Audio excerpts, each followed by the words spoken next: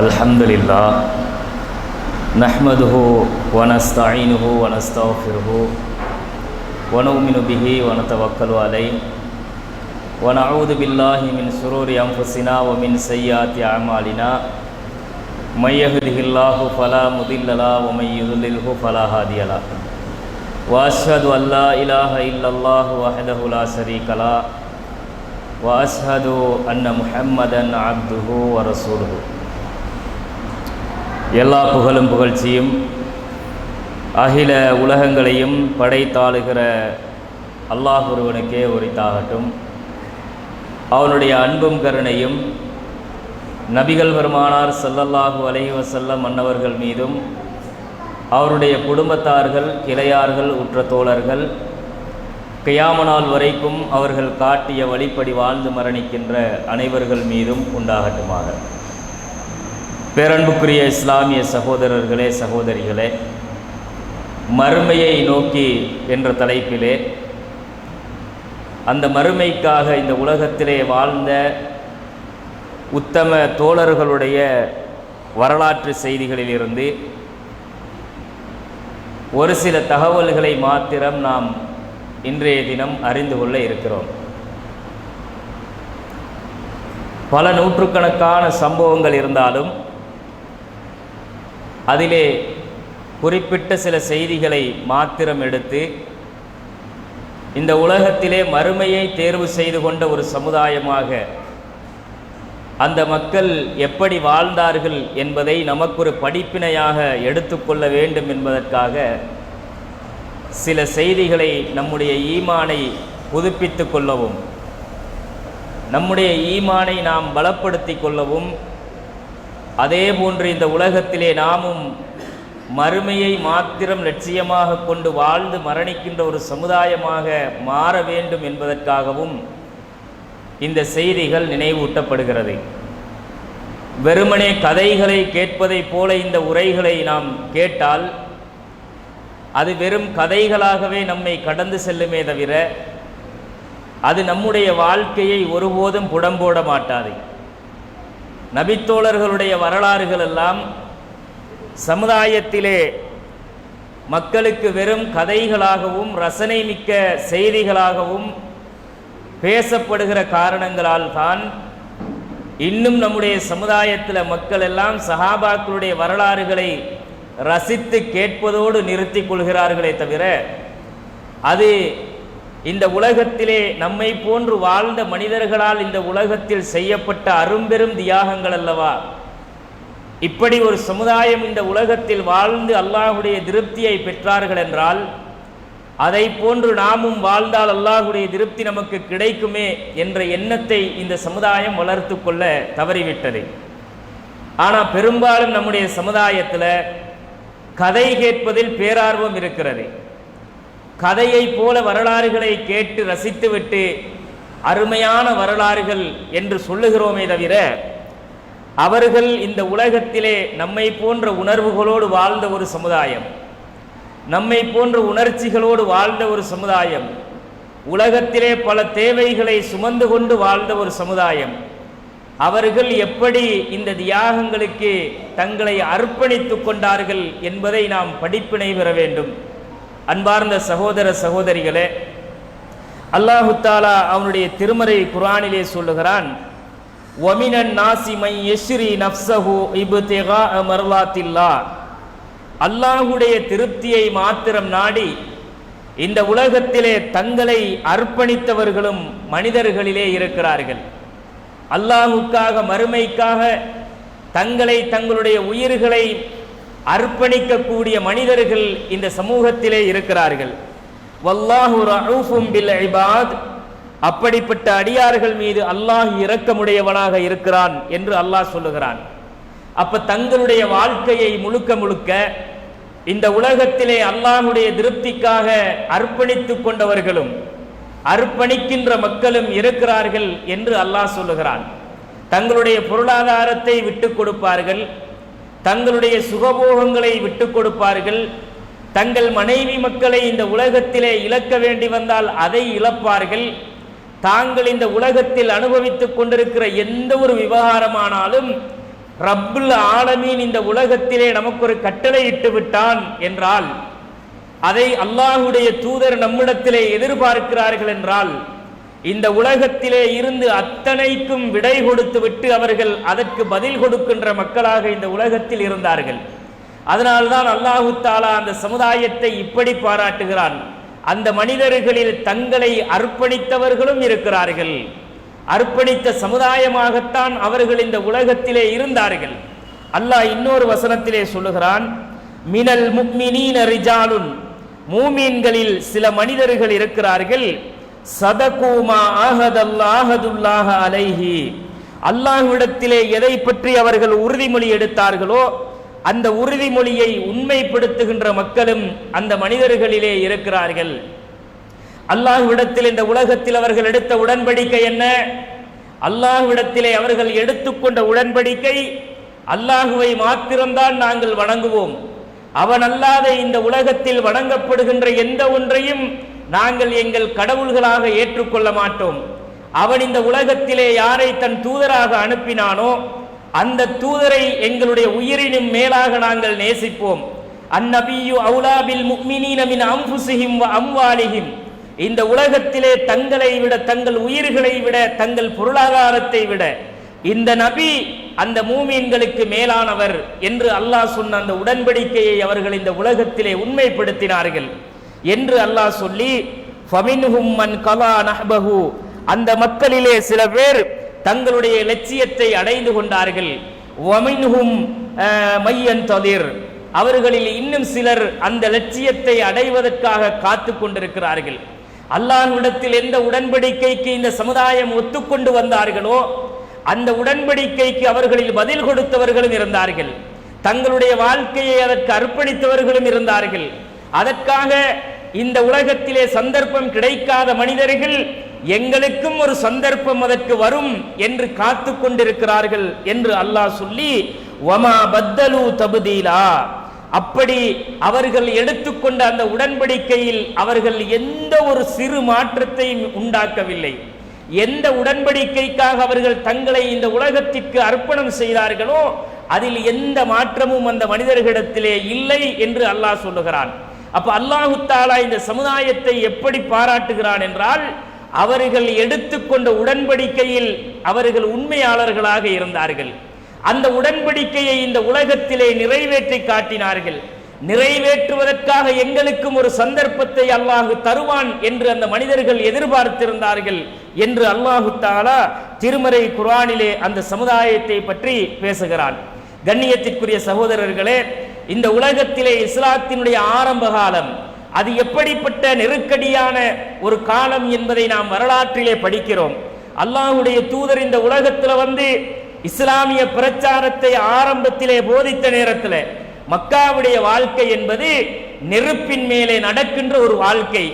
அந்த காலத்தில் அவர்கள் பூத்தூவப்பட்ட பாதைகளில் நடக்கவில்லை, அவர்கள் பஞ்சனை மெத்தைகளில் உறங்கி வாழ்ந்தவர்களும் அல்ல. அந்த சமுதாயம் அன்றைக்கு இஸ்லாம் என்ற ஒரு கொள்கையை மக்காவிலே பேசுவதாக இருந்தால், நாங்கள் இந்த உலகத்திலே முகம்மதை தூதராக ஏற்றிருக்கிறோம் என்று அவர்கள் சொல்லுவதாக இருந்தால், அன்றைக்கு அவர்கள் கொடுக்க வேண்டிய விலை என்ன தெரியுமா? அவர்களுடைய பொருளாதாரம், அவர்களுடைய குடும்பங்கள், அவர்களுடைய மனைவி மக்கள், அவர்களுடைய சொந்த பந்தங்கள், அவர்கள் வாழ்ந்த பூமி, அவர்களுடைய உயிர் என்று எல்லாவற்றையும் அவர்கள் கொடுக்க வேண்டி இருந்தது சகோதரர்களே. அதையெல்லாம் கொடுத்தால்தான் இந்த உலகத்திலே நபிகள் நாயகத்தை தூதராக பின்பற்றி வாழ முடியும் என்ற காலத்தில் அப்போதும் அவர்கள் ஏற்றுக்கொண்டார்கள். நபிகளார் ஸல்லல்லாஹு அலைஹி வஸல்லம் அவர்களிடத்திலே இஸ்லாத்தை வந்து ஏற்றுக்கொள்வதற்காக வேண்டி மக்கள் வருவார்கள். ஆனா ரசூலுல்லாஹ் அந்த மக்களிடத்திலே அந்த உடன்படிக்கைக்கு முன்னாலே கேட்பார்கள், அல்லாஹ்வுடைய தூதரே, வல்லாஹி இன்னி உஹிப்புக யா ரசூலல்லாஹ், இந்த உலகத்திலே உங்களை நான் அல்லாஹ் மீது சத்தியமாக நேசிக்கிறேன் அல்லாஹ்வுடைய தூதரே என்று அவர்கள் சொல்லுவார்கள். அப்ப ரசூலுல்லாஹ் கேட்பாங்க, நீங்க சரியான முடிவைத்தான் எடுத்தீங்களா, நிதானமாக யோசித்து இந்த முடிவை எடுத்தீர்களா என்று அல்லாஹ்வுடைய ரசூல் கேட்பார்கள். அந்த நபித்தோழர்கள் திரும்ப திரும்ப சொல்லுவார்கள், யா ரசூலல்லாஹ், இதில் எந்த மாற்றமும் இல்லை, அல்லாஹ் மீது சத்தியமாக உங்களை நான் நேசிக்கிறேன் என்று சொல்லுவார்கள். ரசூலுல்லாஹ் அவர்களுக்கு ஒரு செய்தியை சொல்லியே அவர்களுடைய அந்த உடன்படிக்கையை ஏற்பார்கள். நீங்கள் இந்த இஸ்லாத்தில் வாழ்வதாக இருந்தால், இந்த மார்க்கத்திலே நீங்கள் என்னை பின்பற்றுவதாக இருந்தால், எப்படி மேட்டிலிருந்து வெள்ளம் பள்ளத்தை நோக்கி வேகமாக வருமோ அப்படி உங்களை நோக்கி பிரச்சனைகளும் கஷ்டங்களும் துன்பங்களும் வரும், அதை நீங்கள் ஏற்க தயாரா என்று கேட்பார்கள். எல்லாவற்றுக்கும் அவர்கள் உடன்பட்டார்கள். அத்தனை பிரச்சனைகளையும் நாங்கள் எதிர்கொள்ள தயார் யா ரசூலல்லாஹ் என்று அந்த மக்கள் சொல்லுவார்கள்.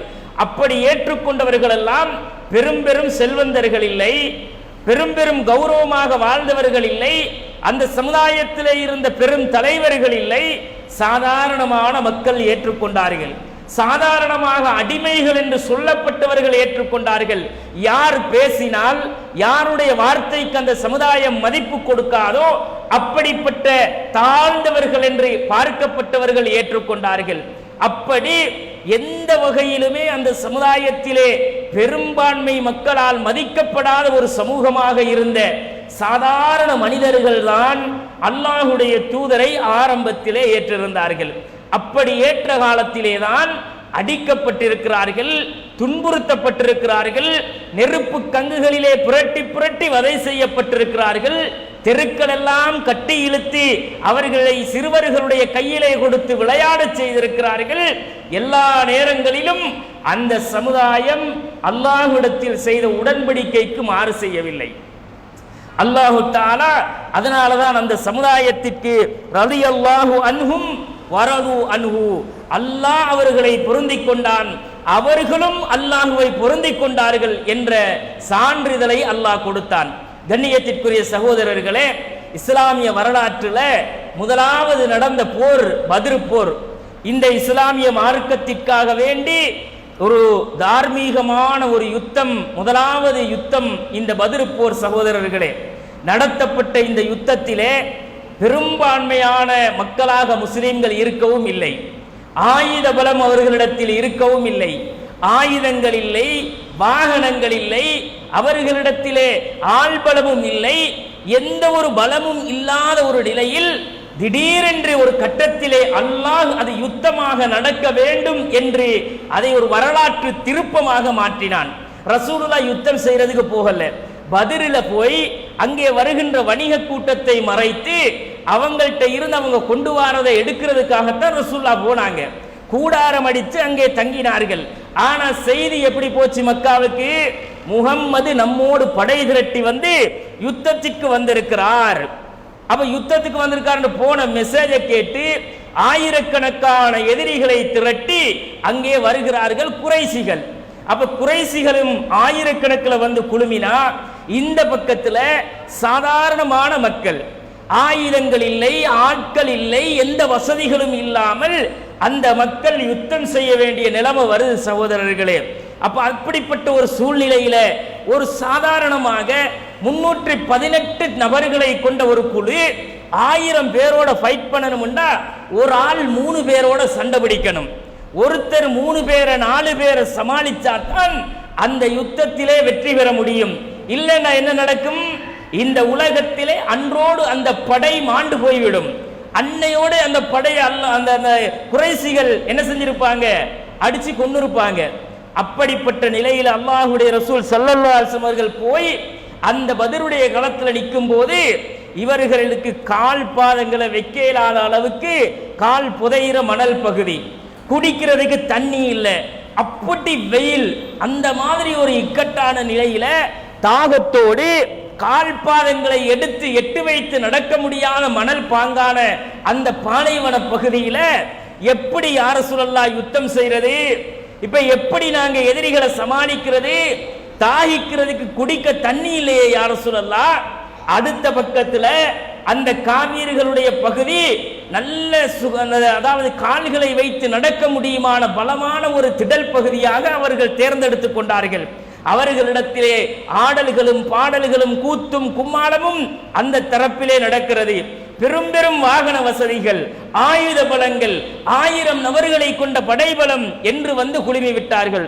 அல்லாஹ்வுடைய தூதர் ஸல்லல்லாஹு அலைஹி வஸல்லம் அவர்கள் அந்த இக்கட்டான கட்டத்தில் ரசூலுல்லாஹ் என்ன செய்றாங்க? தான் சுஜூதிலே விழுந்து அல்லாஹ்விடத்தில் பொறுப்பு கொடுக்கிறாங்க. அல்லாஹ்வுடைய தூதர் சஜதாவிலே விழுகிறார்கள். சஜிதாவில் விழுந்து அல்லாஹ்வுடைய ரசூல் சொன்னார்கள், அல்லாஹும்ம அன்ஜிஸ்லி மா வஅத்தனி, அல்லாஹும்ம ஆதி மா வஅத்தனி. யா அல்லாஹ், நீ எனக்கு வாக்களித்ததை தந்துவிடு யா அல்லாஹ், எங்களுக்கு வெற்றியை தந்துவிடு யா அல்லாஹ், எங்களை இதுல சோதிச்சிராதே யா அல்லாஹ்.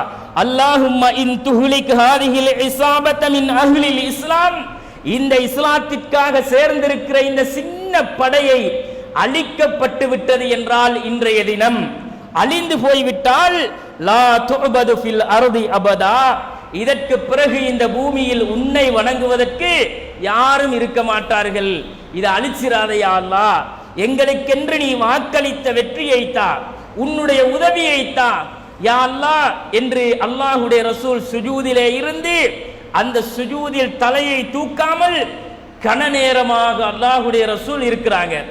அல்லாஹ்வுடைய தூதர் இந்த நிலையில இருக்கிறத கண்டு அபூபக்கர் சித்திக் ரலியல்லாஹு அன்ஹு அவர்கள் ரசூலுல்லாஹ்ட்ட வந்து பின்னால் அல்லாஹ்வுடைய ரசூலை அவருடைய ஆடையை பிடித்து பேசுறாங்க. யா ரசூலல்லாஹ், போதும் அல்லாஹ்வுடைய தூதரே, நீங்கள் இதுவரைக்கும் உங்களுடைய இறைவனிடத்திலே இதை முறையிட்டது போதும் யா ரசூலல்லாஹ். யா நபியல்லாஹ், கஃபாக்க முனாசதத்துக்க ரப்பக்க, உங்களுடைய இறைவனோடு நீங்கள் பேசியது போதும் அல்லாஹ்வுடைய ரசூலே. ஃபஇன்னஹு சயுன்ஜிசு லக மா வஅதக, அல்லாஹ் நிச்சயமாக உங்களுக்கு வாக்களித்த வெற்றியை தருவான் அல்லாஹ்வுடைய ரசூலே. ஃபஅன்ஸலல்லாஹு அஸ்ஸ வஜல்ல, அந்த நேரத்தில் தான் அல்லாஹ்வுடைய ரசூல் தலையை தூக்கி எழும்புறாங்க. அல்லாஹ் எனக்கு வாக்களித்ததை தர போதுமானவன், எனக்கு இந்த யுத்தத்திலே வெற்றியை தர போதுமானவன் அப்படின்னு ரசூலா தலையை தூக்குறாங்க. அல்லாஹ் மலையை இறக்குறான். மலையை இறக்கி குடிக்க தண்ணியை சேமித்துக் கொள்ளுகிறார்கள். கால் பாதங்களை வைக்க முடியாத அந்த பகுதியில கால் பாதங்களை வச்சு நடக்கிறதுக்கு ஏற்ற மாதிரி பூமி வளப்படுத்தப்படுகிறது. அல்லாஹ் அந்த வசனத்தில் சொல்றான், சகோதரர்களே, இது தஸ்தகீசூன ரப்பக்கும் ஃபஸ்தஜாப லக்கும், அல்லாஹ்விடத்திலே நீங்கள் உதவியை தேடினீர்கள், அல்லாஹ்விடத்தில் அவனுடைய உதவியை நீங்கள் கேட்டீர்கள், அல்லாஹ் உங்களுக்கு பதில் அளித்தான். அன்னி முமித்துக்கும் பி அல்ஃபின் மினல் மலாயிகத்தி முர்திஃபீன், நிச்சயமாக நான் என்னுடைய மலக்குகளில் ஆயிரக்கணக்கான மலக்குகளை இறக்கி உங்களை நான் பலப்படுத்தினேன். 300 பேர் என்று அந்த மக்களுடைய உள்ளத்திலே இருந்த அந்த பயத்தை, பலவீனத்தை, அச்சத்தை அந்த மக்களுக்கு அல்லாஹ் பலப்படுத்துறான். நீங்க பயப்படாதீங்க, அல்லாஹ்வாகிய நான் உங்களை ஒருபோதும் கைவிட மாட்டேன்.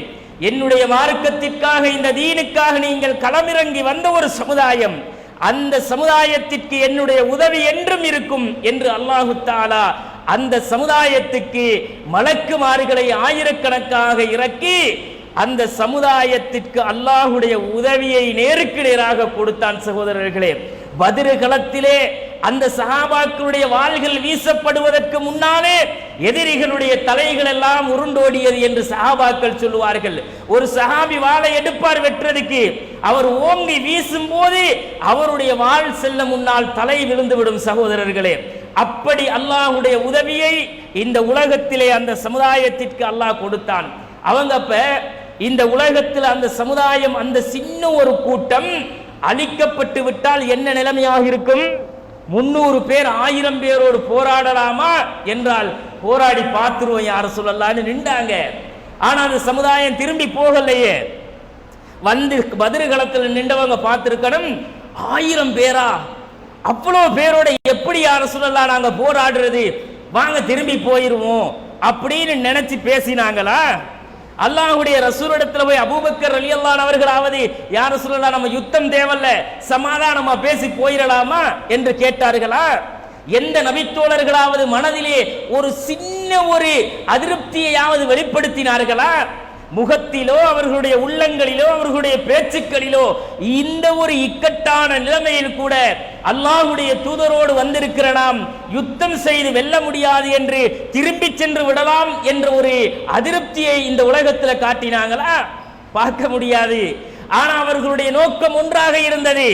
இந்த உலகத்திலே இழப்பது உயிராக இருந்தாலும் இந்த இடத்தில் அதை பார்த்து விட்டுத்தான் செல்ல வேண்டும் என்று நின்றார்கள். ரசூலுல்லாவோடு அவர்கள் நின்ற அந்த அணியில் பின்வாங்கி விடவில்லை. அப்படி நின்றவர்களுக்கு அல்லாஹ்வுடைய உதவியை இந்த உலகத்திலே கொடுத்தான். அவர்கள் கொல்லப்பட்டாலும் பத்ரில் கொல்லப்பட்டார்கள். சகோதரர்களே, பத்ரிலே கொல்லப்பட்டவர்கள் அத்தனை பேரையும் அல்லாஹ்வுடைய ரசூல் சுவனவாதிகள் என்றார்கள். அத்தனை பேருடைய பாவங்களையும் இந்த உலகத்திலேயே அல்லாஹ் மன்னித்து விட்டான் என்றார்கள். பத்ரிலே கலந்து கொண்டவர்களா, அல்லாஹ் உங்களை இந்த உலகத்தில் முன்கூட்டியே மன்னித்தான் என்று அல்லாஹ்வுடைய ரசூல் சொன்னார்கள். அப்படி ஒரு அந்தஸ்தை, கௌரவத்தையும் கண்ணியத்தையும் இந்த உலகத்தில் அல்லாஹ் பத்ரில் கலந்து கொண்ட ஒரு சமுதாயத்திற்கு கொடுத்தான். அது அவர்களுடைய நோக்கம் ஒன்றே ஒன்றுதான். இந்த உலகத்தில் அல்லாஹ்வுடைய ரசூல் பின்னால் வந்தால் அது எதையும் இழப்பதற்கு நாம் தயாராக இருக்க வேண்டும். உலகத்தை இழப்பதற்கு நாம் தயார். இந்த உலகத்திலே நாம் அல்லாஹ்வுடைய ரசூலுக்கு கொடுத்த வாக்கொன்று இருக்கிறது. அல்லாஹ்விடத்தில் நாம் செய்து கொண்ட ஒரு உடன்படிக்கை இருக்கிறது. இன்னல்லாஹ ஸ்தரா மினல் முஃமினீன அன்ஃபுஸஹும் வ அம்வாலஹும் பிஅன்ன லஹுமுல் ஜன்னah.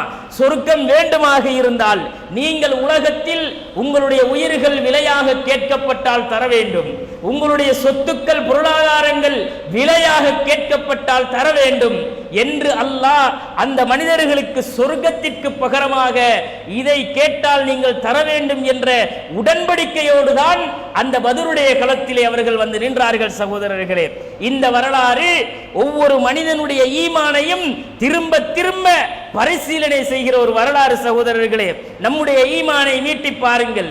நாம் அற்பமான ஒரு சமுதாயமாக இருக்கலாம், கொள்கையை சுமந்தவர்களை எண்ணி தலைகளை கணக்கெடுக்கலாம்.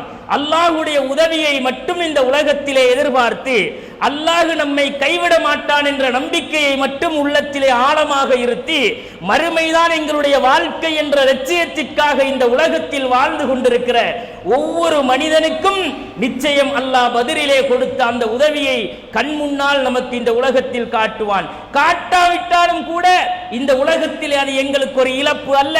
எங்களுக்கு இந்த உலகத்தை விட மறுமையுடைய வாழ்க்கை சிறந்தது என்ற நம்பிக்கை இருக்கிறது என்பதை நாம் உள்ளத்திலே ஆழமாக இருத்த வேண்டும். சகோதரர்களே, அதே மாதிரி மறுமைக்காக வாழ்ந்த தோழர்கள்ல இன்னொரு சம்பவத்தை பாருங்க. அனஸ் ரலியல்லாஹு அன்ஹு அவர்கள், அல்லாஹ்வுடைய தூதர் ஸல்லல்லாஹு அலைஹி வஸல்லம் அவர்கள் அந்த சஹாபாக்களிடத்திலே ஒரு கோரிக்கையை வைக்கிறார்கள். என்ன கோரிக்கையை வைக்கிறார்கள்? இப்ப பத்ருடைய யுத்தத்திற்கு செல்ல வேண்டும்.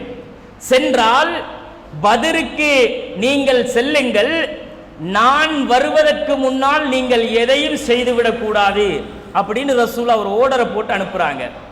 நான் பத்ருகளத்திற்கு வருவதற்கு முன்னால் நீங்கள் எந்த ஒன்றையும் செய்துவிடக் கூடாது.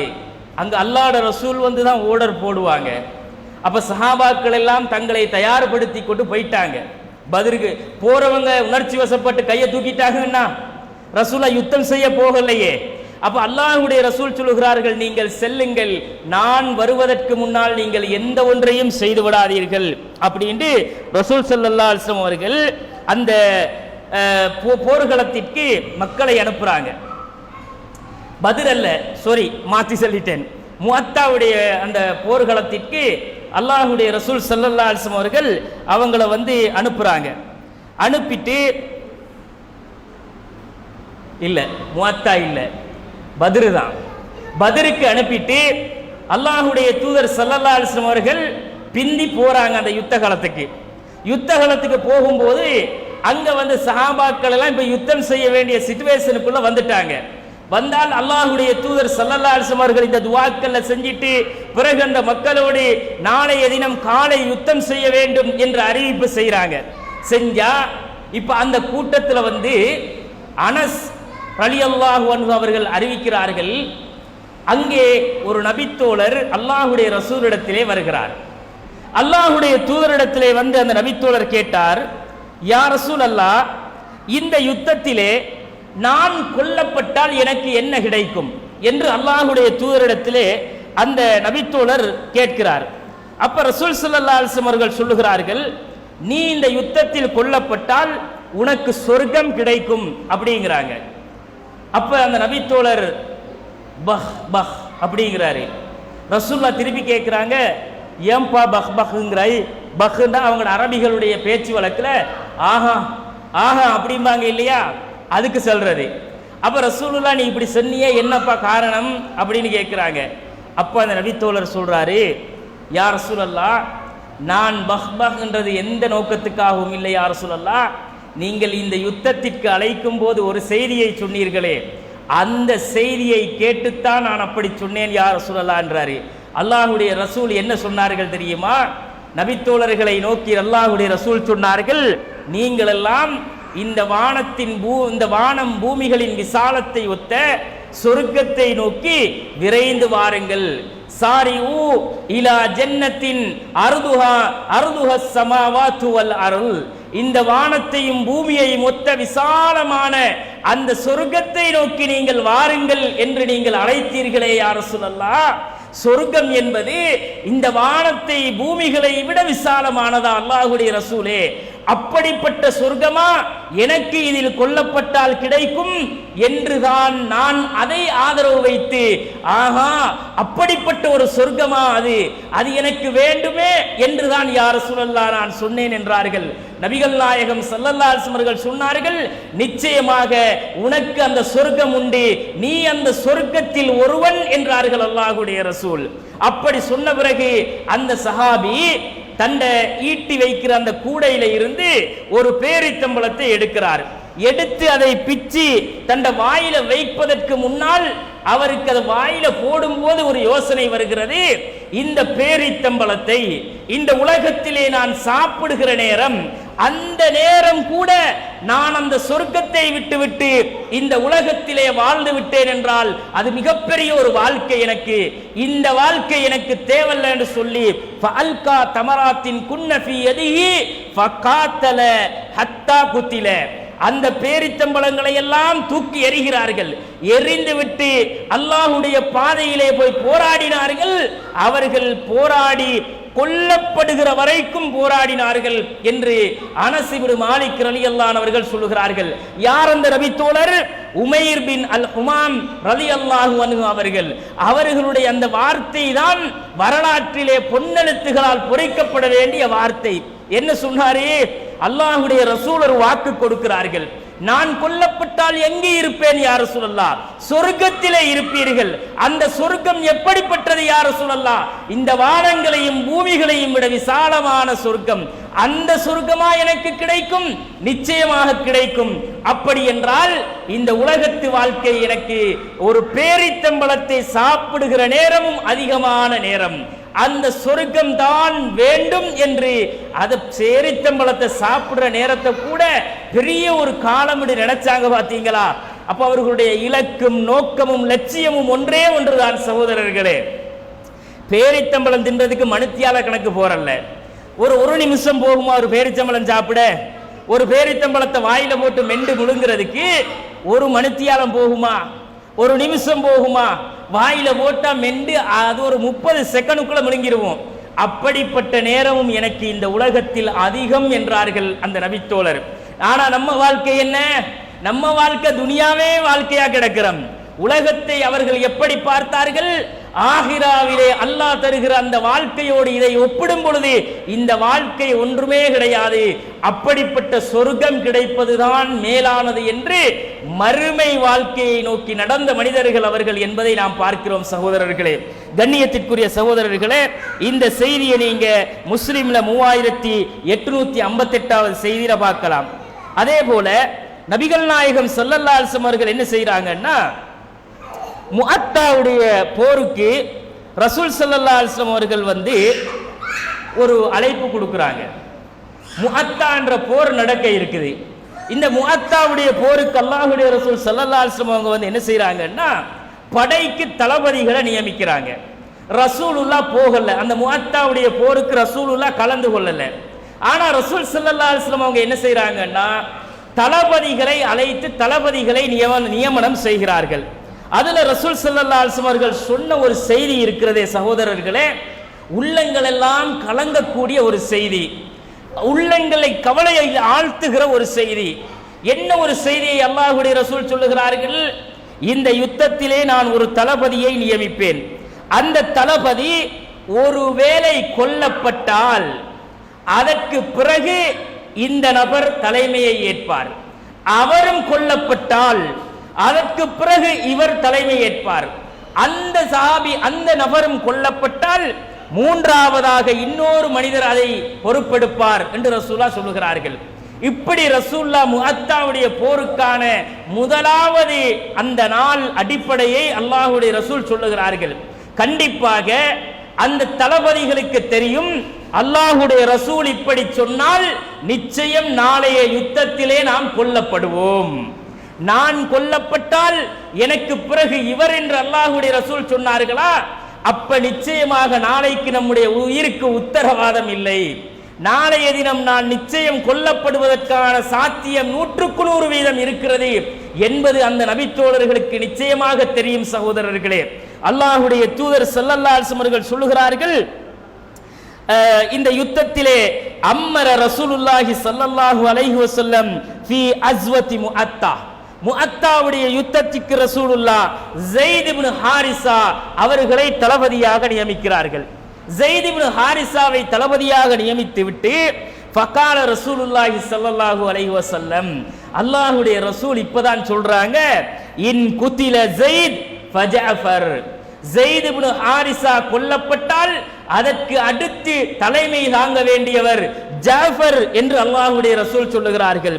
வ இன் குதில ஜாஃபர், ஜாஃபர் கொல்லப்பட்டு விட்டால் அதற்கு பிறகு அப்துல்லாஹ் இப்னு அபி ரவாஹா, அப்துல்லாஹ் இப்னு ரவாஹா அதற்கு பொறுப்பெடுப்பார் என்று அல்லாஹ்வுடைய ரசூல் சொல்லுகிறார்கள்.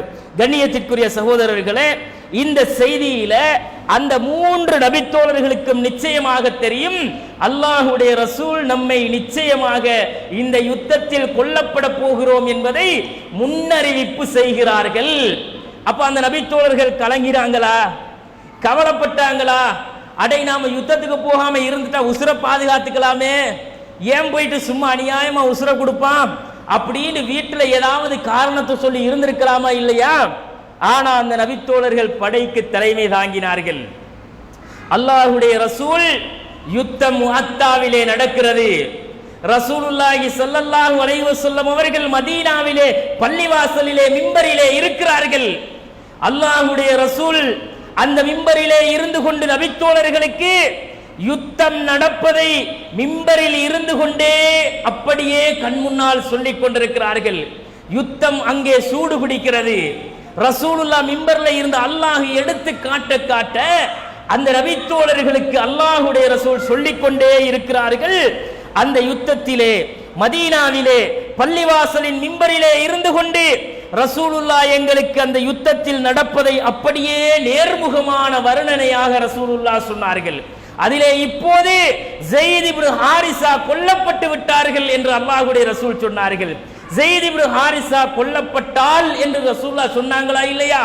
கொல்லப்பட்டு விட்டார்கள், எதிரிகளால் அவர் கொலை செய்யப்பட்டு விட்டார் என்று சொல்லிவிட்டு அந்த முஸ்லிம்களுடைய படைக்கு அடுத்த தலைமையை ஜாஃபர் கையிலே எடுக்கிறார் என்றார்கள் ரசூலுல்லாஹ். எடுத்த பிறகு இதோ அந்த ஜாஃபரும் கொல்லப்படுகிறார் என்றார்கள் ரசூலுல்லாஹ். ஜாஃபர் ரலியல்லாஹு அவர்களும் அந்த யுத்தகலத்திலே ஷஹீதாக்கப்படுகிறார்கள். அதற்கு பிறகு அல்லாஹ்வுடைய ரசூல் சொன்னார்கள், இப்போது இந்த படையை அப்துல்லாஹ் இப்னு ரவாஹா அவர்கள் தளபதியாக நின்று வழிநடத்துகிறார்கள் என்றார்கள். பிறகு இதோ அந்த அப்துல்லாஹ் இப்னு ரவாஹாவையும் எதிரிகள் கொண்டு விட்டார்கள் என்றார்கள் அல்லாஹ்வுடைய ரசூல். அப்படியே நடக்க நடக்க அந்த யுத்தத்தை ரசூலுல்லாஹ் நேருக்கு நேராக பார்ப்பதை போல இந்த நபித்தோழர்களுக்கு சொன்னார்கள். சொல்லிவிட்டு அல்லாஹ்வுடைய ரசூல் சொன்னார்கள், இப்பொழுது இந்த யுத்தத்திலே முஅத்தாவுடைய கடைசி தருணத்திலே 3 தளபதிகளும் கொல்லப்பட்ட நிலையிலே நாம் நியமிக்காத ஒரு தலைவராக இந்த படையை வழிநடத்துவதற்கு ஹாலித் இப்னு வலீத் அந்த கொடியை கையிலே எடுக்கிறார்கள் என்றார்கள். அல்லாஹ் அந்த ஹாலித் இப்னு வலீதின் மூலமாகத்தான் இந்த யுத்தத்திலே முஸ்லிம்களுக்குரிய வெற்றியை கொடுத்தான் என்று அல்லாஹ்வுடைய ரசூல் சொன்னார்கள். கண்ணியத்திற்குரிய சகோதரர்களே, உலகத்துல அல்லாஹ்வுடைய தீனுக்காக களமிறங்கியவர்களுக்கு உயிர் போகும், கொலை செய்யப்படுவீர்கள் என்ற முன்னறிவிப்பு கொடுக்கப்பட்டு அனுப்பப்பட்ட ஒரு சமுதாயமும் அவர்கள் தான். சகோதரர்களே, எங்களை இன்றைக்கு ஒரு போராட்டத்துக்கு வாங்க, சில வேளை சுட்டாலும் சுற்றுவாதுண்டா நம்ம கொண்டாட்டி விடுவாதா? ஒரு போராட்டத்துக்கு வாங்கன்னு கூப்பிட்டவனைங்கிற போராட்டம் எல்லாம் கிடையாது. சும்மா சொல்றேன், நம்ம ஆக்களுடைய ஈமான் எல்லாம் எப்படி இருக்கும்? நம்ம கொஞ்சாதி விடுறாலோ இல்லையோ நம்ம வர மாட்டோம். நம்ம வந்தோம்டா நிச்சயமா நம்மளை போட்டு தள்ளிடுவான்னு தெரியும். அப்ப எங்களுக்கு நல்லா தெரியும் துனியாவில் நம்மட ரூஹு போச்சண்டா அவ்வளவுதான் வாப்பா. செஞ்ச தொழில், பார்த்த தொழில் துறவி, நம்மட வேலை சோழி, புள்ளகுட்டியை வளர்க்கறது, நமக்கு எத்தனை வேலை சோழி தலையில இருக்குது, உசுரை கொடுக்கறதாடா இப்ப வேலை அப்படின்னு வீட்டில் உட்கார்ந்துட்டு இருப்போம். உசுறு கொடுக்க வாங்கண்டா வரமாட்டோம். ஆனா அந்த நபித்தோழர்கள் எப்படி வாழ்ந்தார்கள் பார்த்தீங்களா? இதுதான் சகோதரர்களே நபித்தோழர்கள் மறுமையை நோக்கி சென்ற பயணம். அந்த வரலாறு எல்லாம் எங்களுக்கு எப்படி இருக்கணும், எப்படியான தாக்கத்தை நம்முடைய உள்ளத்திலே தர வேண்டும். அவங்களுக்கு ரசூலுல்லாஹ் செஞ்சதே முன்னறிவிப்பு தான் சகோதரர்களே. நீங்கள் நிச்சயம் நாளை கொல்லப்படுவீர்கள். கொல்லப்பட்ட பட்டுட்டு போற யார் ரசூலுல்லாஹ்? ஏன் இந்த உலகத்து சுகங்களை விட, உலகத்து ஆடம்பரங்களை விட, உலகத்து வசதி வாய்ப்புகளை விட, இன்பங்களை விட பெரும் சுகபோகமான இன்பமான நிரந்தரமான ஒரு வாழ்க்கைக்கு நாங்கள் செல்லுகிறோம் என்று ரசூல் ஸல்லல்லாஹு அலைஹி வஸல்லம் அவர்கள் அந்த சமுதாயத்தை வழிநடத்தியதை நம்பினார்கள். அப்ப ரசூலுல்லாஹ் சொன்னார்கள், இப்போது கொல்லப்பட்ட அந்த தலைவர்களும் அந்த தோழர்களும் நம்மோடு இருப்பதை அவர்கள் இப்போது விரும்ப மாட்டார்கள். எப்படி வார்த்தை! கொல்லப்பட்டாங்களே நபித்தோழர்கள், அவங்க இப்ப நம்மளோட இருக்கிறது அவங்களுக்கு மகிழ்ச்சி தர மாட்டாது. நம்மளோட இருக்கிறதை இப்ப அவங்க விரும்ப மாட்டாங்க. ஏன்? அவர்கள் கொல்லப்பட்டு சென்றது எதை நோக்கி? இந்த உலகத்தை விட சிறந்த ஒரு வாழ்க்கையை நோக்கி அவர்கள் சென்று விட்டார்கள். அதுதான் அவர்களுக்கு மகிழ்ச்சியை தரும் என்று அல்லாஹ்வுடைய ரசூல் சொன்னார்கள். சகோதரர்களே, இந்த செய்தியை நாம புகாரியில 3603வது செய்தியில பார்க்கலாம். அப்ப கண்ணியத்திற்குரிய சகோதரர்களே, இப்படி ஒரு சம்பவத்தை நம்முடைய வாழ்க்கையில் கற்பனை பண்ணி பாருங்கள். நம்ம வாழ்க்கையில கற்பனை பண்ணி பாருங்க. சொர்க்கத்தை நோக்கி நடந்த அந்த பாதங்கள் பின்னால் நம்முடைய எட்டுக்களை எடுத்து வைத்தால்தான் நாம் இந்த உலகத்திலே ஈமானுடைய சுவையை அனுபவிக்க முடியும். சகோதரர்களே, நமக்கு அந்த ஈமானுடைய சுவை உள்ளத்துல ஏன் இல்லை? அப்படி ஒரு வாழ்க்கை, அந்த மாதிரி ஒரு தியாகம், அந்த ஈமானிய உணர்வு, மறுமை பற்றிய சிந்தனை நம்முடைய உள்ளத்தில் இன்னும் ஆழமாக பதியவில்லை. பதியல்ல என்ற காரணத்தால தான் அவங்க நாள் கணக்கிலே அந்த யுத்தகலத்திலே கிடப்பார்கள். எல்லாவற்றையும் தியாகம் செய்வார்கள். அவர்களுடைய தியாகம் இந்த உலகத்தில் ஈடு செய்வதற்கு இல்லாத தியாகம். சகோதரர்களே, அப்படி வாழ்ந்த ஒரு சமுதாயம் அவர்கள். உயிர் அவர்களுடைய கடைசி விலை. எதற்கு அந்த விலை? சொர்க்கத்திற்கான விலை. சகோதரர்களே, சொர்க்கத்திற்கான விலை அவர்களுடைய உயிர். அல்லாஹ் அந்த வசனத்தில் அதைத்தான் அடிக்கடி அடிக்கடி அந்த சமுதாயத்திற்கு ஞாபகப்படுத்தி கொண்டே இருக்கிறான். அந்த வாக்கு, அந்த விலை நமக்கு அல்லாஹ் தரமாட்டானா? நமக்கு அல்லாஹு தஆலா கொடு, அதெல்லாம் சஹாபாக்களுக்குடா, உனக்கு எதுக்கு அப்படின்னு அல்லாஹ் கேட்பானா? நிச்சயமாக ஒவ்வொரு அடியார்களுக்கும் கியாம நாள் வரைக்கும் அந்த வாக்கு இருக்கிறது சகோதரர்களே. ஆனா அப்படி வாழ்றதுக்கான பக்குவம், உணர்வுகள், ஈமானிய சிந்தனை இந்த சமுதாயத்தில் நம்மிடத்திலே அரிதாக இருப்பதை நாம் பார்க்கிறோம். கண்ணியத்திற்குரிய சகோதரர்களே, அதே மாதிரி இன்னொரு சம்பவத்தை பாருங்க. மறுமைக்காக வாழ்ந்த அந்த சமுதாயம் எப்படிப்பட்ட கஷ்டங்களை எல்லாம் பொறுத்து கொண்டு இந்த உலகத்தில் வாழ்ந்திருக்கிறாங்கன்னு பாருங்க. அஹ்ஸாபுடைய யுத்தம் நடக்குது. அஹ்ஸாப் அகழி தோண்டி, குழியை தோண்டி எதிரிகளை இந்த பக்கம் வரவிடாம தடுத்து நிறுத்தி அவங்க அந்த பக்கம் வச்சுக்கொண்டு அவங்கள இந்த பக்கத்தில் இருந்து சண்டை பிடிக்கணும். அதுக்காக வேண்டி அந்த யுத்தத்துக்கு தயாராகணும். பல நாட்களாக இரவும் பகலுமாக நபியார் ஸல்லல்லாஹு அலைஹி வஸல்லம் அவர்களும் அந்த நபித்தோழர்களும் அகழியை, குழியை தோன்றாங்க. குழியை தோண்டி அதில் அந்த எதிரிகளோடு போராடுறதுக்கான ஒரு சந்தர்ப்பத்தை எதிர்பார்த்து கொண்டிருக்கிற நேரம் நபிகள் நாயகம் ஸல்லல்லாஹு அலைஹி வஸல்லம் அவர்கள் பார்க்குறாங்க. சஹாபாக்கள் எல்லாம் வயிற்றில் கல்லை கட்டிக்கிட்டு குப்புற படுத்திருக்கிறாங்க. வயிறுகளில் கல், கருங்கல்ல சேர்த்து வயிற்றோடு கட்டிக்கிட்டு அல்லாஹுடைய ரசூல் ஸல்லல்லாஹு அலைஹி வஸல்லம் அவங்க வாராங்க. பசி கொடுமை தாங்கேலாமல் முகம் குப்புற படுத்து கிடக்கிறாங்க. ரசூலுல்லாஹ் என்னப்பான்னு கேட்குறாங்க. யா ரசூலல்லாஹ், பசி பசி ஒரு மனுஷனுக்கு பசி தாங்கலுமா? எத்தனை நாள் தாங்கலாம்? யோசிச்சு பாருங்க. பசிக்கிறதுக்கு சாப்பிட வழி இல்லை, ஒரு ரொட்டி சாப்பிட்றதுக்கு வழி இல்லை, யாராச்சும் ஒரு சாப்பாடு கொண்டாந்து கொடுப்பாங்களான்னா கொடுக்கறதுக்கும் யாருக்கும் வசதி இல்லை. அப்படி ஒரு சிச்சுவேஷன்ல இவ்வளவு பெரிய தியாகம் செய்யறதா இருந்தா யோசிச்சு பாருங்க.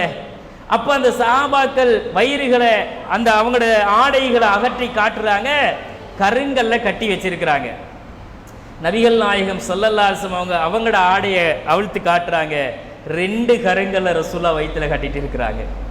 2 கற்களை ரசூலுல்லா சேர்த்து கட்டி கொண்டு சொன்னார்கள், உங்களை போன்றுதான் என் நிலைமையும், உங்களை மாதிரி தான் நானும் பசியில வாடிக்கிட்டு இருக்கிறேன் அப்படிங்கிறாங்க.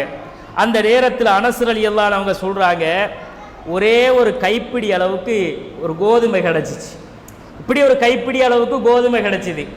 கோதுமை கிடைச்சா அந்த கோதுமையை எடுத்துக்கிட்டு வந்து அல்லாஹ்வுடைய ரசூலுக்காச்சும் ஒரு ரொட்டியை சுட்டு கொடுப்போம் அப்படின்னு நினச்சிக்கிட்டு ரொட்டியை சுட்டு எடுத்துக்கிட்டு வாரது எப்படிப்பட்ட ரொட்டி தெரியுமா? அன்னைக்கு அந்த ரொட்டியை வந்து எப்படி சமைச்சு எடுத்துட்டு வராங்கடா, யுத்தூன பிமில் இ கஃபி மினஸ் ஸஅரி, ஒரு கைப்பிடி அளவுக்கு வாட்கோதுமை கொண்டு வரப்பட்டது. ஃபயுஸ்னஉ லஹும் பிஇஹாலத்தி சனீஹத்தின், ஒரு கெட்டு போன கொழுப்போடு சேர்த்து அந்த வாட்கோதுமை அந்த மக்களுக்கு சேர்த்து சமைக்கப்பட்டு தூலஉ பைன யதையில் கௌம், ஒரு கைப்பிடி சாப்பாடு கெட்டுப்போன கொழுப்போடு சேர்த்து சமைக்கப்பட்டு அந்த சஹாபாக்களுக்கு மத்தியில் வைக்கப்படுகிறது. வைக்கப்பட்டால் வல் கௌமு ஜியாஉன், பசியில வாடி போய் அந்த சமுதாயம் இருந்தார்கள். அவ்வளவு பசியிலே அவர்கள் இருந்தார்கள். அந்த நேரத்தில் வஹிய பஸீஅத்துன் ஃபில் ஹல்கி வலஹா ரீஹுன் முன்தினுன், அவங்களுக்கு அந்த சாப்பாடு தொண்டைக்கு கீழே இறங்க இயலாத அளவுக்கு அந்த துருநாற்றம் அடிக்கக்கூடியதாக அந்த சாப்பாடு இருந்துச்சு. வாயில வைப்பாங்க, தொண்டை குழி கீழே இறங்காது. அந்த சாப்பாடு எப்படி கெட்டுப்போன கொழுப்போட மாவை வந்து பெரட்டி உருட்டி எடுத்து இந்த பசியையாவது இதையாவது சாப்பிட்டு பசியை அடக்கிக்கிருவோம் அப்படின்னு நினைச்சு அவங்க வாயில போடுவாங்க. ஆனா அது தொண்டைக்கு கீழே இறங்க மாட்டாதும்பாங்க. நாங்க அப்படி பழுதா போன ஒரு சாப்பாடை திம்பமா மூக்குக்கிட்ட எடுத்து மோந்து பார்த்துட்டு தூக்கி வீசிடுவோம். ஆனா அவங்க அதைத்தான் திண்டாங்க. தின்ன இயலாது, அவரே சொல்றாரு, எடுத்து வாயில வைப்பாங்க, ஆனா தொண்டைக்கு கீழே இறங்காது அது, அப்பவும் திண்டாங்க. அப்படி கெட்டுப்போன ஒரு கொழுப்போட சேர்த்து அந்த பசியை தணித்துக் கொள்வதற்காக அவர்கள் சாப்பிட்டார்கள் என்று சொல்லிவிட்டு அல்லாஹ்வுடைய தூதர் ஸல்லல்லாஹு அலைஹி வஸல்லம் அவர்கள் இந்த நிலையிலே அந்த சஹாபாக்களை கண்டு கவலைப்பட்டு நபிகள் நாயகம் ஸல்லல்லாஹு அலைஹி வஸல்லம் அவர்கள் சொல்லுகிறார்கள், அல்லாஹும்ம இன்னல் ஐஸ கைஸுல் ஆகிரா, அல்லாஹுவே மறுமையுடைய வாழ்க்கை தான் உண்மையான வாழ்க்கை, மறுமையுடைய வாழ்க்கை தான் உண்மையான வாழ்க்கை. ஃபக்ஃபிரலில் அன்சாரி வல் முஹாஜிரா, முஹாஜிர்களையும் அன்சாரிகளையும் மன்னித்து விடியா அல்லாஹ். எப்படியான நிலைமையில இருக்கிறாங்கன்னு பாரியா அல்லாஹ். இந்த நிலையிலும் உன்னுடைய மார்க்கத்திற்காக வந்து பசியை தாங்கி அந்த கஷ்டமான காலத்திலும் உனக்காக வந்து நிற்கிற சமுதாயம் யா அல்லாஹ். இவர்கள் தியாகத்திற்கு அவர்கள் முன்னோடிகளாக இருந்தார்கள். பசியை அடக்கி தங்கள் வயிற்றை கட்டி அல்லாஹ்வுடைய திருப்திக்காக இந்த உலகத்திலே அதை தாங்கிக் கொண்டவர்கள் அவர்கள். யா அல்லாஹ், இவர்களை நீ மன்னித்து விடு யா அல்லாஹ். மறுமையுடைய வாழ்க்கை தான் உண்மையான வாழ்க்கை, அவர்களுக்கு அந்த வாழ்க்கையை நீ கொடு யா அல்லாஹ் என்று அந்த சஹாபாக்களுக்காக நபிகள் நாயகம் பிரார்த்தனை செய்றாங்க. ஆனா அந்த சஹாபாக்கள் ஒரு பதில் கொடுத்தார்கள் சகோதரர்களே. நபித்தோழர்கள் அந்த கட்டத்திலையும் பசி பொறுக்கேலாது யா ரசூலல்லாஹ், ஏதாவது சாப்பிடையாச்சும் கிடைச்சுமா உஜாரா வேலை செய்யறதுக்கு அப்படியாச்சும் கேட்டாங்களா? நான் கேட்கல.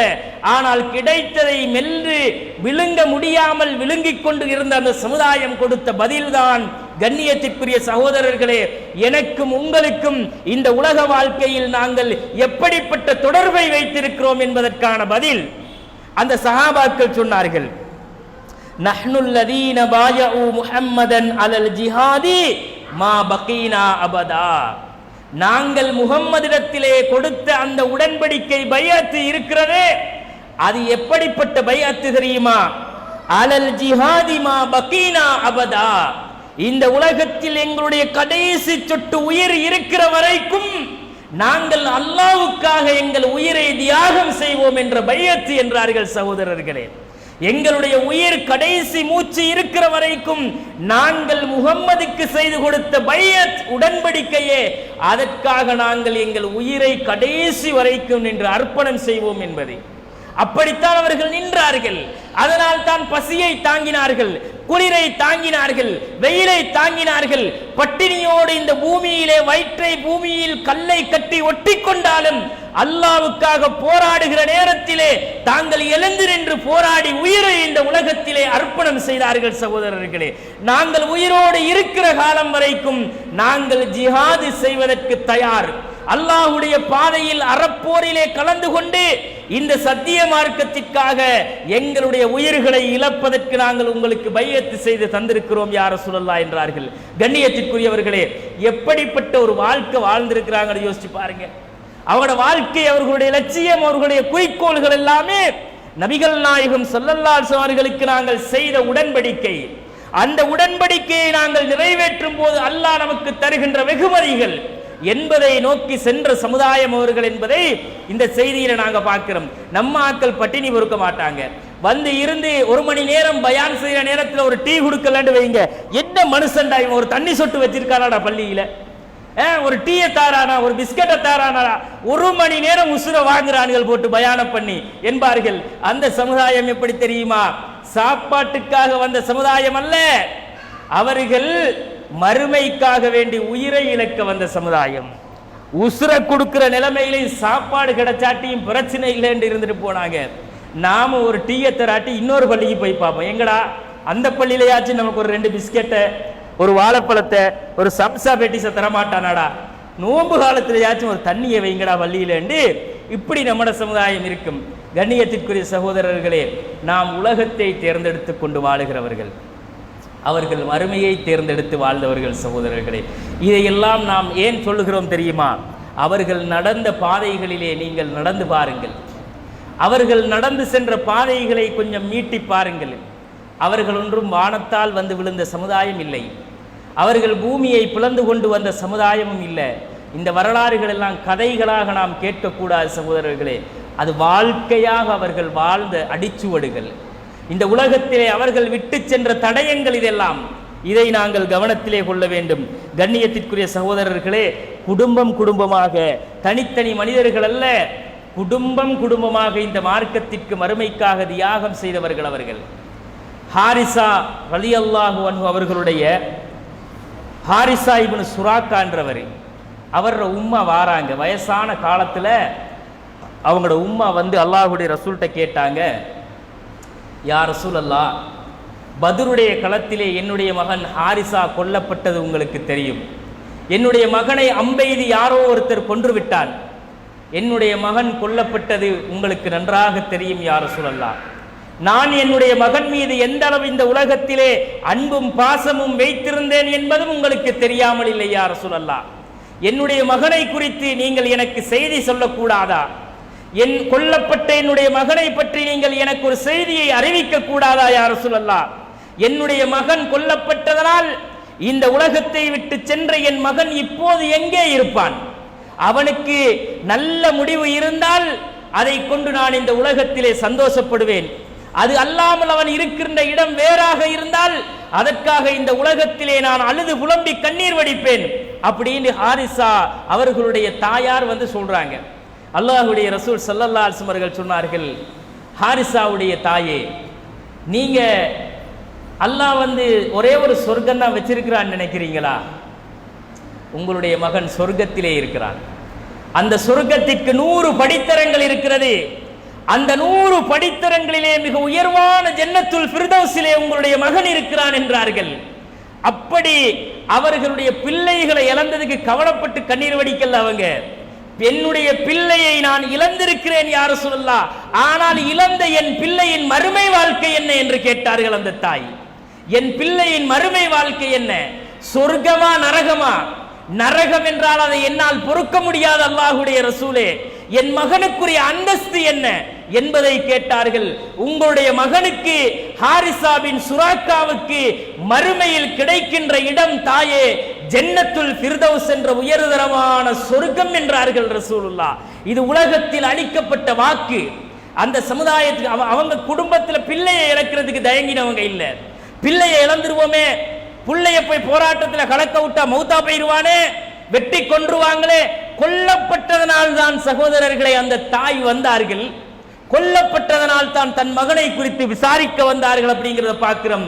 பிள்ளைகளை இழப்பதையோ கணவனை இழப்பதையோ இந்த உலகத்திலே அவர்கள் ஒரு பொருட்டாக இழப்பாக எடுக்கவில்லை. ஏனென்றால் அந்த பெண்களும் மறுமைக்காகத்தான் தங்கள் குடும்பங்களோடு நடந்து வந்தவர்கள். மறுமை வாழ்க்கை தான் எங்களுக்கு உண்மையான வாழ்க்கை என்று வந்ததனால் தான் இழப்புகளை கூட அவர்கள் இந்த உலகத்திலே தாங்கிக் கொண்டார்கள் அப்படிங்கிறத நாங்கள் பார்க்கலாம். இது புகாரியில 2809 6550வது செய்தியில இது நாங்கள் பார்க்கலாம். கண்ணியத்திற்குரிய சகோதரர்களே, அனஸ் இப்னு நலுர் ரலியல்லாஹு அன்ஹு அவருடைய வரலாறு இந்த உலகத்திலே மிக பிரபல்யமான ஒரு வரலாறு. அனஸ் இப்னு நலுர் ரலியல்லாஹு அன்ஹு அவங்க பத்ருடைய யுத்தம் நடக்கும்போது ஊர்ல இருக்கல அந்த சஹாபி, அவர் வெளியே எங்கேயோ போயிட்டாரு.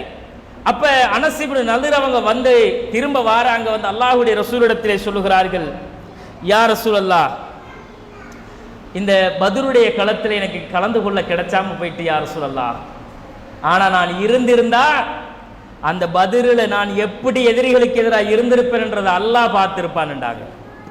ஆனால் எனக்கு ஒரு சந்தர்ப்பம் வரும், அந்த சந்தர்ப்பம் வந்தால் நிச்சயமாக நான் எப்படி அந்த எதிரிகளுக்கு எதிராக இருப்பேன் என்பதையும் அல்லாஹ் பார்ப்பான் என்றார்கள். எப்படி வார்த்தை அது? எனக்கு பத்ருல தான் கலக்க கிடைச்சல, ஆனா எனக்கு அந்த சந்தர்ப்பம் கிடைச்சாம போனது கவலை.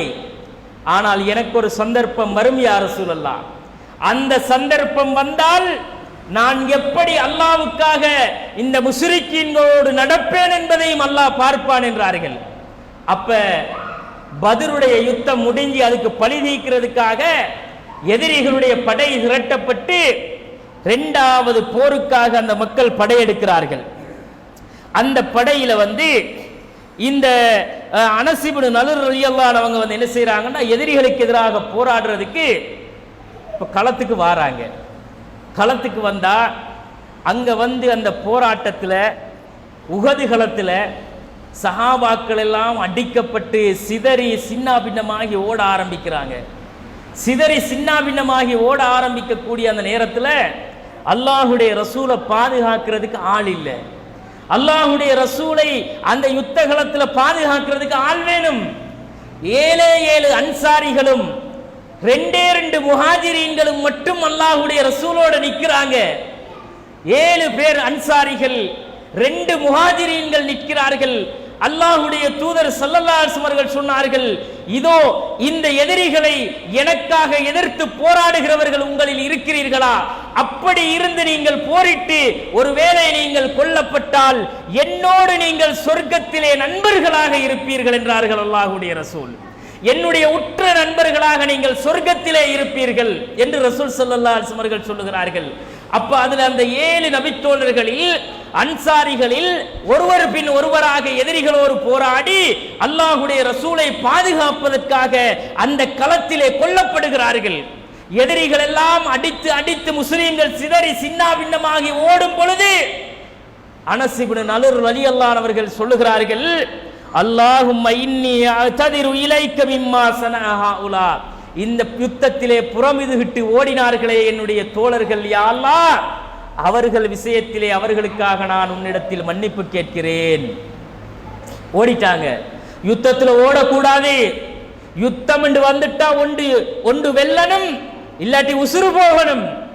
அந்த சஹாபாக்கள் சிதறி ஓடினார்கள். யா அல்லாஹ், என் தோழர்கள் செய்த காரியத்திற்காக நான் உன்னிடத்திலே மன்னிப்பு கேட்கிறேன் யா அல்லாஹ் என்று சொல்லிவிட்டு, வஅப்ரஉ இலைக்க மிம்மா ஸனஅ ஹாஉலா, இதோ இந்த முஸ்ரிக்கீன்கள் உங்களுக்கு எதிராக போராடுகிறார்களே, அல்லாஹ்வுடைய ரசூலுக்கு எதிராக போராடுகிறார்களே, அதுக்கும் எனக்கும் எந்த சம்பந்தமும் இல்லை யா அல்லாஹ். அந்த எதிரிகளுடைய போராட்டத்திற்கும் எனக்கும் எந்த சம்பந்தமும் இல்லை. சும்ம தகத்தம ஃபஸ்தக்பல்துஹு ஃபஸ்தக்பலஹு, பிறகு அப்படி சொல்லிவிட்டு அவர் முன்னோக்கி வந்தார். சஅத் இப்னு முஆத் அவர்களை அழைத்து சொன்னார்கள், யா சஅத், இதோ இந்த உஹதினுடைய மலை அடிவாரத்தில் இருந்து அந்த சொர்க்கத்தினுடைய வாடை எனக்கு வீசுகிறது சஅதே என்றார்கள். அந்த உஹதினுடைய மலையடிவாரத்திலே இருந்து எனக்கு அந்த சொர்க்கத்தின் வாடை வருகிறது. சஅத் இப்னு முஆதே அல் ஜன்னா வ ரப்பின் நஸ்ரி இன்னி அஜிது ரீஹ மின் தூனி உஹத், அந்த உஹதுடைய மலையிலே இருந்து எனக்கு அந்த வாசம் வீசுகிறது என்று சொல்லிவிட்டு அந்த அனஸ் இப்னு நதுர் ரலியல்லாஹு அன்ஹு அவர்கள் வாளை ஏந்திக் கொண்டு எதிரிகளுடைய படைக்குள்ளே புகுந்து அவ்வளவு வீரதீரமாக அத்தனை எதிரிகளுடைய தலைகளையும் சீவி அந்த களத்திலே முன்னேறி செல்லுகிறார்கள். எதிரிகளால் பல பேரும் சூழ்ந்து அனஸ் இப்னு நதுரை ஈட்டிகளால் குத்துகிறார்கள், வாள்களால் வெட்டுகிறார்கள், அம்புகளை கொண்டு தேய்க்கிறார்கள். அனஸ் இப்னு நதுர் ரலியல்லாஹு அன்ஹு அவர்கள் அந்த யுத்தத்திலே கொல்லப்பட்டார்கள். சஅத் இப்னு முஆத் ரலியல்லாஹு அன்ஹு அவர்கள் சொல்லுகிறார்கள், யா ரசூலல்லாஹ், அந்த களத்துல தானே ரசூலோட பல்லு உடைக்கப்பட்டுச்சு, கண்ணம் கிழித்து ரத்தம் ஓடிச்சு. அப்ப அவங்க சொல்றாங்க, யா ரசூலல்லாஹ், அனஸ் இப்னு நதுர் இப்படி சொல்லிட்டு போய் அந்த யுத்த காலத்துல போராடினதை என்னால வர்ணிக்க இயலாது யா ரசூலல்லாஹ். அவர் எப்படி ஒரு யுத்தம் செஞ்சார்ன்றதை என்னால வார்த்தையில சொல்ல முடியாது அல்லாஹ்வுடைய ரசூலே. அப்படி ஒரு போராட்டம் அவர் போராடினார் அந்த களத்திலே. அவர் என்ன சொன்னாரு, எனக்கு பத்ர்ல சந்தர்ப்பம் கிடைச்சல்ல, ஆனால் ஒரு சந்தர்ப்பம் எனக்கு வரும், வந்தால் அந்த சந்தர்ப்பத்திலே நான் எப்படி நடப்பேன் என்பதை என் ரப்பும் பார்ப்பான் என்றார்கள். அதற்குத்தான் அவர்கள் தருணம் பார்த்திருந்தார்கள். அப்ப கொல்லப்பட்ட பிறகு இப்ப அவங்கள அடையாளம் ஐடென்டிஃபை பண்றதுக்காக ஆட்கள் வருவாங்க. இவர் யாருன்னு அடையாளம் தெரியாது, கொல்லப்பட்டவர் யாருன்னு தெரியல. அப்ப அவர்களுடைய ஒரு சகோதரி வாராங்க, தங்கச்சி. அவங்க வந்து கை விரல்களை பார்த்துட்டு தான் சொன்னாங்க, இது என்னுடைய சகோதரர் அனஸ் இப்னு நதுர்ண்டாங்க. முகத்தில் அடையாளம் இல்லை, உடம்புல அடையாளம் இல்லை. அப்ப அனஸ் ரலியல்லாஹு அன்ஹு அவர்கள் சொல்லுகிறார்கள், அவருடைய உடம்பிலே நாங்கள் எண்ணி பார்த்தோம், 80க்கு மேற்பட்ட வெட்டுக்காயங்களும் ஈட்டிகளால் குத்தப்பட்ட காயங்களும் இருந்தது. இந்த உடம்பை 80 வெட்டுக்காயங்கள் என்று சொன்னா கற்பனை பண்ணி பாருங்க. 80 ஈட்டிகளால 80 தடவை குத்தி எடுத்தா எப்படி இருக்கும்? அந்த உடலை அவர்கள் எப்படி ஆக்கினார்கள் என்றால், வகது மஸ்ஸல பிஹில் முஸ்ரிகூன், உடம்பை சிதைச்சி நாசமாக்கிட்டாங்க என்றாங்க, சிதைச்சிட்டாங்க உடம்ப. அப்படி அவர்களால் எதிரிகளால் கொல்லப்பட்டவர்கள் தான் அனஸ் இப்னு நதுர் ரலியல்லாஹு அன்ஹு அவர்கள். அவருடைய விஷயத்திலே தான் அல்லாஹ் இந்த வசனத்தை இறக்கினான் என்றார்கள் சகோதரர்களே. அனஸ் இப்னு நதுருடைய அந்த விஷயத்தில் தான் அல்லாஹ் இந்த வசனத்தை இறக்கினான். எந்த வசனம்? மினல் முஃமினீன ரிஜாலுன், மூமின்களிலே சில மனிதர்கள் இருக்கிறார்கள், இறைவனை விசுவாசித்தவர்களில் சில ஆண்கள் இருக்கிறார்கள். சதகூமா ஆஹதல்லாஹு ஆஹதுல்லாஹ அலைஹி, அவர்கள் அல்லாஹ்விடத்தில் செய்த அந்த உடன்படிக்கையை உண்மைப்படுத்தியவர்களும் இருக்கிறார்கள். ஃபமின்ஹும் மையந்ததிர், அவர்களிலே சில பேர் அதை எதிர்பார்த்து கொண்டும் இருக்கிறார்கள். எதிர்பார்த்துட்டு இருந்தவங்க ஒருத்தர் தான் இவர். அப்ப அவர்கள் செய்த உடன்படிக்கையை நிறைவேற்றியவர்களில் அவர்களுடைய அந்த பங்கை அடைந்தவர்களும் இருந்தார்கள். ஒமின்ஹும் மையந்ததிர், எதிர்பார்த்தவர்களும் இருந்தார்கள். அவர்கள் எதிர்பார்த்ததிலே வமா பத்தலு தபுதீலா, எந்த மாற்றமும் இருக்கவில்லை. மாற்றம் இருந்துச்சா? அனஸ் இப்னு நதுர் ரலியல்லாஹு அன்ஹு அவர்கள் சொன்ன அந்த வார்த்தைக்கு மாற்றம் இருந்ததா? அவருடைய வாழ்க்கையில் அவர் எந்த வார்த்தையை சொன்னாரோ அந்த வார்த்தைக்கு உண்மைக்குண்மையாக இந்த உலகத்திலே வாழ்ந்தார்கள். கண்ணியத்திற்குரிய சகோதரர்களே, அவர்களுடைய அந்த பாதைகள் என்பது சாதாரண தியாகங்கள் அல்ல, சாதாரணமான தியாகங்கள் அல்ல. அவர்கள் இந்த உலகத்தில் சிந்திய ஒவ்வொரு சொட்டு இரத்தங்களும் வியர்வை துளிகளும் சகோதரர்களே மறுமைக்கான சேமிப்புகள் சகோதரர்களே. மறுமைக்காக இந்த உலகத்திலே அவர்கள் சிந்திய ஒவ்வொரு சொட்டு இரத்தங்களோடும் மறுமை நாளிலே அல்லாஹ் அவர்களை எழுப்பி நிறுத்தி இந்த சமுதாயத்திற்கு அடையாளம் காட்ட இருக்கிறான். அப்படிப்பட்ட வாழ்க்கை வாழ்ந்தவர்கள் தான் அந்த நபித்தோழர்கள் என்பதை நாம் பாடம் படிக்க வேண்டும் சகோதரர்களே. இன்ஷா அல்லாஹ் எப்படி அவர்களுடைய பாதைகள் சுவனத்தை நோக்கி அந்த சுவர்க்கத்திற்காக மறுமைக்காக அவர்களுடைய பாதங்கள் நடந்ததோ அப்படியான அதே பாதையை நம்முடைய பாதங்களும் நடக்க வேண்டும் என்று நாம் நம்முடைய உள்ளத்திலே அந்த ஈமானிய உறுதியை உருவாக்க வேண்டும். அப்படி உருவாக்கினால்தான்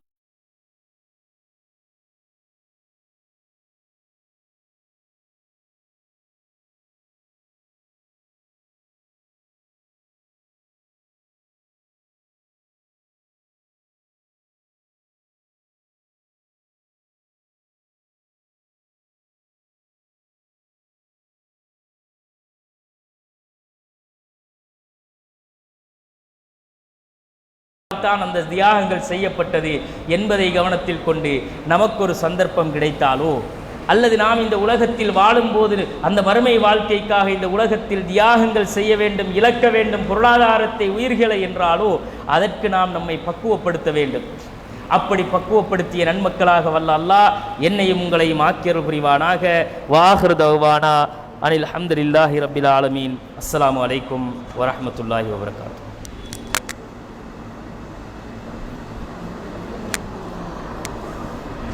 அஸ்ஸலாமு அலைக்கும் வரஹ்மத்துல்லாஹி வபரகாத்துஹு. சிலோன் தௌஹீத் ஜமாத் மாளிகாவத்தை கிளையின் கேள்வி பதிலுக்கான தருணம் இது. இன்றைய நாளுக்கான கேள்வி என்னவென்று சொன்னால், முஅத்தா போரின் போது நபிகள் நாயகம் ஸல்லல்லாஹு அலைஹி வஸல்லம் அவர்கள் முதல் தளபதியாக நியமிக்கப்பட்ட சஹாபியார்? முதல் தளபதியாக முஅத்தா போரின் போது நபிகள் நாயகம் ஸல்லல்லாஹு அலைஹி வஸல்லம் அவர்கள் யாரை நியமித்தார்கள்? இரண்டாவது கேள்வி, பத்ர் போர்க்களத்தில் பேரித்தம்பழங்களை உண்பதை கூட தூக்கி எறிந்துவிட்டு போரிட்டு சென்ற சஹாபியார்? சாப்பிட்டு கொண்டு பேரிச்சம்பழத்தை தூக்கி எறிஞ்சிட்டு பத்ர் போர்க்களத்தில் கலந்து கொண்ட சஹாபியார்? மூன்றாவது, முஅத்தா போரில் எந்த சஹாபிக்கு அல்லாஹ் வெற்றி அளித்தான்? எந்த சஹாபி தளபதியாக இருக்கும் போது முஅத்தா போரில் அல்லாஹ் வெற்றி அளித்தான்? இதுதான் இன்றைய நாளுக்கான கேள்வி. இந்த கேள்விகளுக்கான பதில்களை இன்ஷா அல்லாஹ் இஃப்தாருக்கு முன்னதாக இந்த ஸ்க்ரீனில் தெரியக்கூடிய நம்பருக்கு வாட்ஸ்அப் பண்ணுங்கள். இங்கே இருக்கக்கூடிய சகோதரர்கள் 07050137446 என்ற வாட்ஸ்அப் இலக்கத்துக்கு அனுப்பி வைங்க. அடுத்ததாக சிலோன் தௌஹீத் ஜமாத்தினால் பலமையாக நடைபெறக்கூடிய பெண்களுக்கான தர்பியா வகுப்பு குழந்தை உளவியல் என்ற தலைப்பில் தொடர்ச்சியாக நடந்து கொண்டிருக்குது. இன்ஷா அல்லாஹ் நாளைய தினமும் காலையில் 10 மணியிலிருந்து 11 மணி வரைக்கும் அது நடைபெறும். உங்கள் வீட்டில் இருக்கக்கூடிய பெண்களையும் இதில் கலந்து கொண்டு சிறப்பிக்குமாறு கேட்டு முடித்துக் கொள்கிறேன். அஸ்ஸலாமு அலைக்கும் வரஹ்மத்துல்லாஹி வபரகாத்துஹு.